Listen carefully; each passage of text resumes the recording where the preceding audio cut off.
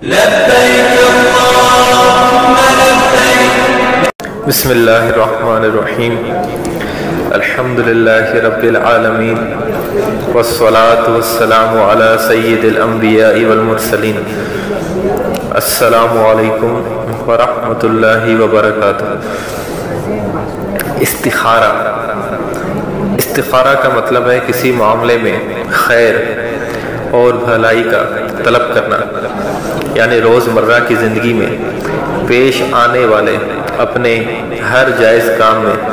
اللہ تبارک و تعالی کی طرف رجوع کرنا اور اللہ کے نام سے خیر، بھلائی اور رہنمائی کو طلب کرنا۔ حضور اکرم صلی اللہ تعالی علیہ وآلہ وسلم حضرات صحابہ کرام رضوان اللہ تعالی علیہم اجمعین کو ہر کام سے پہلے اہمیت کے ساتھ استخارے کی تعلیم دیا کرتے تھے۔ حدیث کے الفاظ حضرت جابر بن عبداللہ رضی اللہ تعالی عنہ فرماتے ہیں کہ رسول اللہ صلی اللہ تعالی علیہ وآلہ وسلم نے فرمایا، جب تم میں سے کوئی شخص کسی بھی کام کا ارادہ کرے تو اس کو چاہیے کہ فرض نماز کے علاوہ 2 رکعت نفل پڑھے۔ اور حضرت جابر رضی اللہ تعالیٰ عنہ فرماتے ہیں کہ رسول اللہ صلی اللہ تعالیٰ علیہ وآلہ وسلم صحابہ کرام رضی اللہ تعالیٰ عنہم کو تمام کاموں میں استخارہ اتنی اہمیت سے سکھاتے تھے جیسے قرآن مجید کی سورت کی تعلیم دیتے۔ رسول اللہ صلی اللہ علیہ وآلہ وسلم نے ایک اور مقام پر فرمایا کہ اللہ تعالیٰ سے استخارہ کا چھوڑ دینا اور استخارہ کا نہ کرنا انسان کے لیے بدبختی اور بدنصیبی ہے۔ اور مشکات شریف کی حدیث مبارکہ ہے کہ انسان کی سعادت اور نیک بختی یہ ہے کہ اپنے کاموں میں استخارہ کرے، اور بدنصیبی یہ ہے کہ استخارہ کو چھوڑ بیٹھے، اور انسانوں کی خوش نصیبی اسی میں ہے کہ اس کے بارے میں کیے گئے اللہ تبارک و تعالی کے ہر فیصلے پر راضی رہے، اور بدبختی یہ ہے کہ وہ اللہ کے فیصلے پر ناراضگی کا اظہار کرے۔ اور رسول اللہ صلی اللہ علیہ وآلہ وسلم کی حدیث مبارکہ ہے، طبرانی میں یہ موجود ہے کہ جو آدمی اپنے معاملات میں استخارہ کرتا ہے وہ کبھی ناکام نہیں ہوگا، اور جو اپنے کاموں میں مشورہ کرتا ہو اس کو کبھی شرمندگی یا پچھتاوے کا سامنا نہ کرنا پڑے گا کہ میں نے یہ کام کیوں کیا یا میں نے یہ کام کیوں نہیں کیا، اس لیے کہ جو کام مشورے کے بعد کیا گیا تو اس میں برکت ہوتی ہے۔ اور رسول اللہ صلی اللہ علیہ وآلہ وسلم کا یہ بھی فرمان ہے کہ استخارہ کرنے والا ناکام نہیں ہوگا۔ مطلب اس کا یہ ہے کہ انجام کے اعتبار سے استخارہ کرنے والے کو ضرور کامیابی حاصل ہوگی۔ اور رسول اللہ صلی اللہ تعالی علیہ وآلہ وسلم نے اسی طرح سے بہت زیادہ اعمال بتائے ہیں جو ایسے فضائل بھی بتائے ہیں جن سے استخارہ کی اہمیت بخوبی معلوم ہو جاتی ہے۔ سنت کے مطابق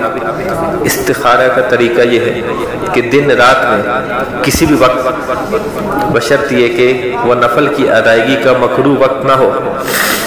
2 رکعت نفل استخارہ کی نیت سے پڑھیں۔ نیت یہ کرے کہ میرے سامنے یہ معاملہ یا مسئلہ ہے، اس میں جو راستہ میرے حق میں بہتر ہو اللہ تعالیٰ اس کا فیصلہ فرما دے، اور سلام پھیر کر نماز کے بعد استخارہ کی وہ مسنون دعا مانگے جو حضور صلی اللہ تعالی علیہ وآلہ وسلم نے تلقین فرمائی تھی،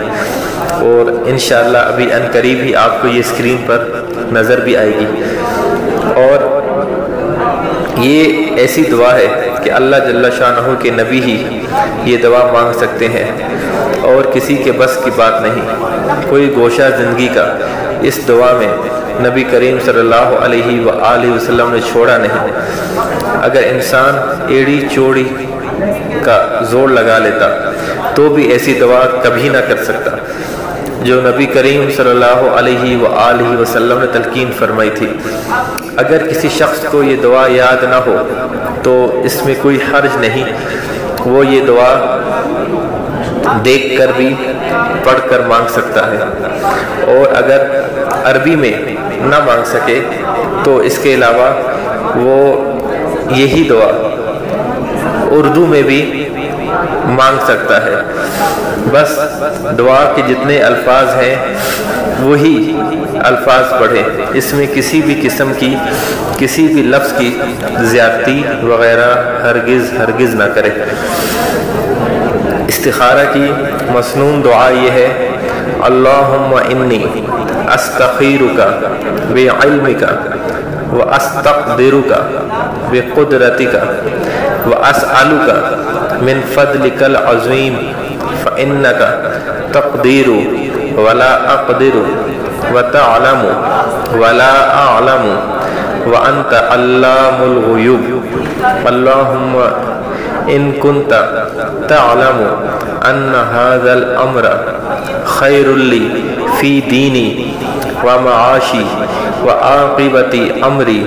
وآجلہ فاقدرہ لی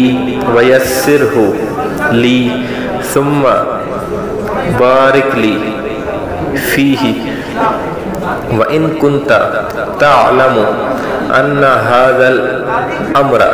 اس الفاظ پہ غور کیجئے، أَنَّ هَذَا الْأَمْرَ شَرٌّ لِّي فِي دِينِي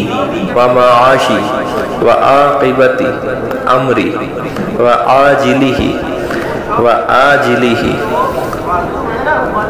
فَاصْرِفْهُ عَنِّي وَأَصْرِفْنِي عَنْهُ وَأَقْدِرْ لِلْخَيْرَ حَيْثُ كَانَ ثُمَّ أَرْضِنِي بِهِ۔ یہ پوری دعا بخاری شریف اور ترمذی شریف میں بھی موجود ہے۔ دعا کرتے وقت جس الفاظ پر غور کرنے کا کہا تھا، یعنی هَذَا الْأَمْرِ پر پہنچے تو جس کے نیچے یہ آپ کو لکیر بھی نظر آ رہی ہے، تو اگر عربی جانتا ہے تو اس جگہ اپنی حاجت کا تذکرہ کرے، یعنی هَذَا الْأَمْرِ کی جگہ اپنے کام کا نام لے، مثلا هَذَا السَّفَرُ، هَذَا النِّکَاح، هَذَا التِّجَارَہ یا هَذَا الْبَيْعُ کہے۔ اور اگر عربی نہیں جانتا تو هَذَا الْأَمْرَ کہہ کر دل میں اپنے کام کے بارے میں سوچے اور دھیان دے جس کے لیے وہ استخارہ کر رہا ہے۔ استخارہ کی دعا اگر عربی میں نہ آئے تو اردو میں بھی مانگ سکتے ہیں۔ اردو میں اس طرح سے مانگیں گے کہ اے اللہ عزوجل،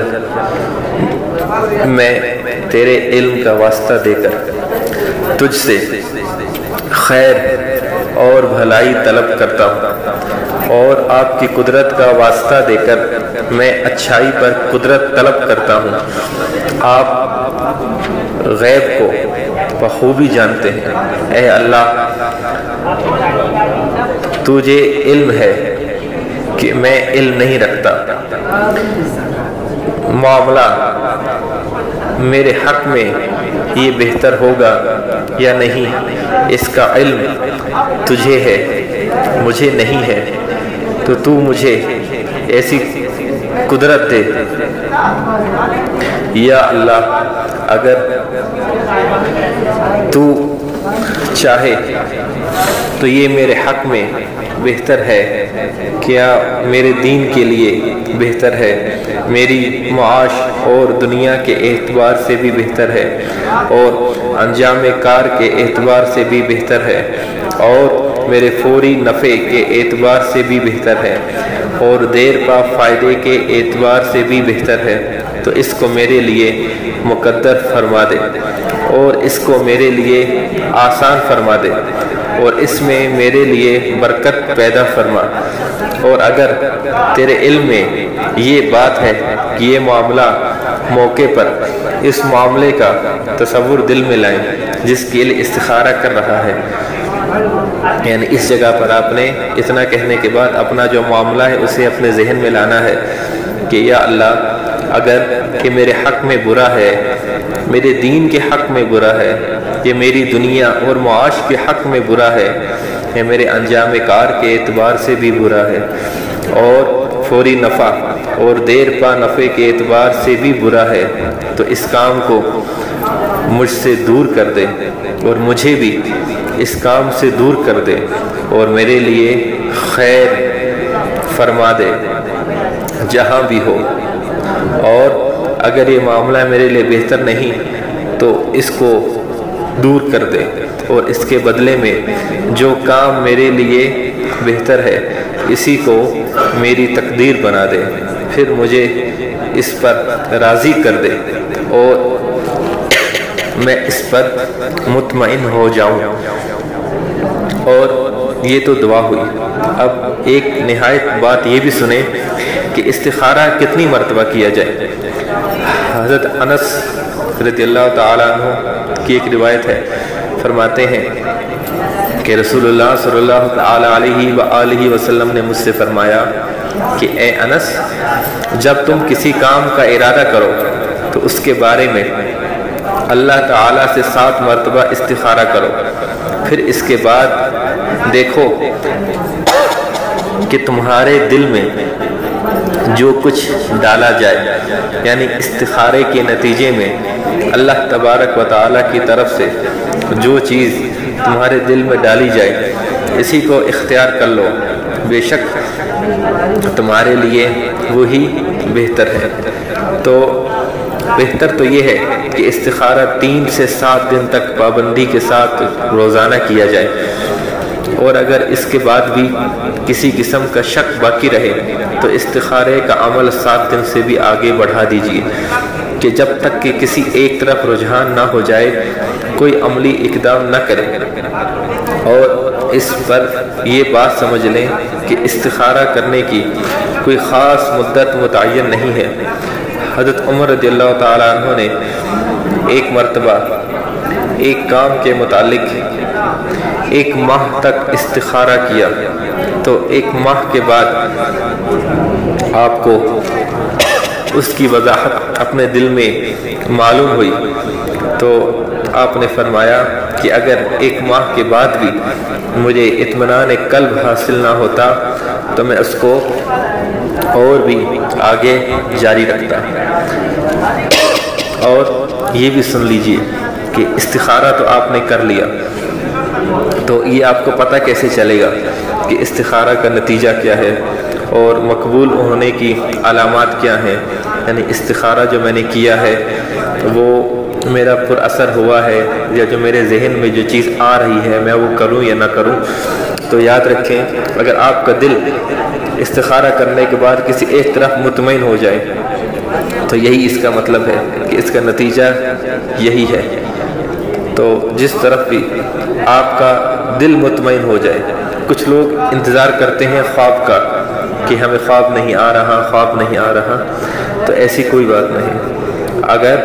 آپ کا دل کسی ایک بات طرف مطمئن ہو جائے، یکسوئی ہو جائے، تو یہی آپ کے استخارہ کے مقبول ہونے کی دلیل ہے۔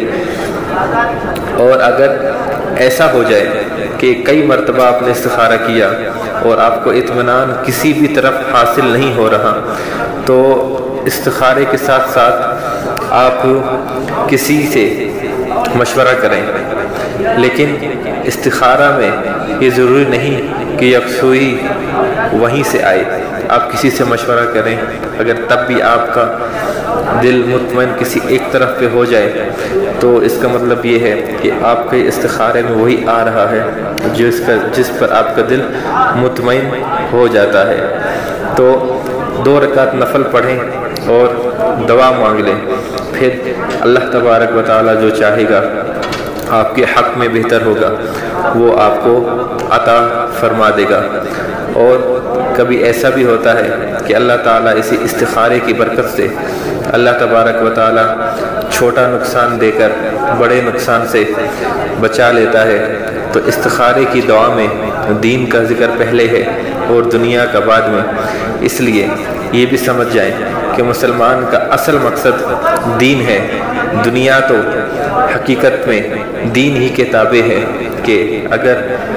نیت صاف ہو تو دنیا بھی دین ہے، اور اگر نیت صاف نہ ہو تو دین کے جتنے بھی کام کیے جائیں گے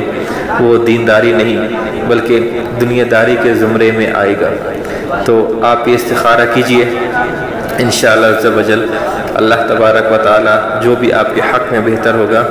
وہ آپ کو عطا فرما دے گا۔ وما علینا الا البلاغ المبین۔